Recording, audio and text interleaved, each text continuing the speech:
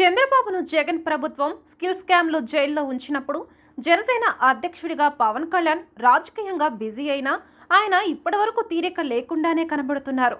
చంద్రబాబు జైలుకు వెళ్లినప్పుడు క్రియాశీలకంగా మారిన పవన్ ఆ తరువాత బాబుని జైల్లో కలవడం, టీడీపీతో పొత్తు, చంద్రబాబుని బీజేపీకి దగ్గర చేయడం ఇలా అన్నిటిలో కీలకంగా వ్యవహరించారు. చంద్రబాబు జైలులో ఉన్నప్పుడు షూటింగ్స్ పక్కన పెట్టిన పవన్ మళ్ళీ ఇప్పటివరకు సెట్స్లోకి వెళ్లలేదు. తాజాగా ఆయన అదే కామెంట్ చేశాడు. బాబుగారు జైల్లో ఉన్నప్పుడు షూటింగ్స్ చేయలేదు, షూటింగ్కు రావాలని ప్రొడ్యూసర్లు అడిగినా నేను రాలేను అని చెప్పాను. తాజాగా ఆయన ఢిల్లీ ఎన్డీఏ సమావేశంలో మాట్లాడుతూ చంద్రబాబుకు రాజకీయాల్లో అపారమైన అనుభవం ఉంది. ప్రతిపక్షంలో ఉన్నా కూడా ఆయన కళ్లల్లో ఎన్నడూ భయం కనిపించలేదు.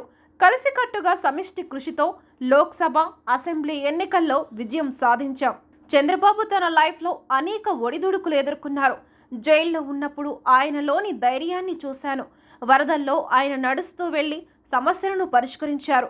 చంద్రబాబు నాయకత్వంలో పనిచేయడం చాలా ఆనందంగా ఉంది అంటూ పవన్ మరోసారి చంద్రబాబుని మెచ్చుకున్నారు.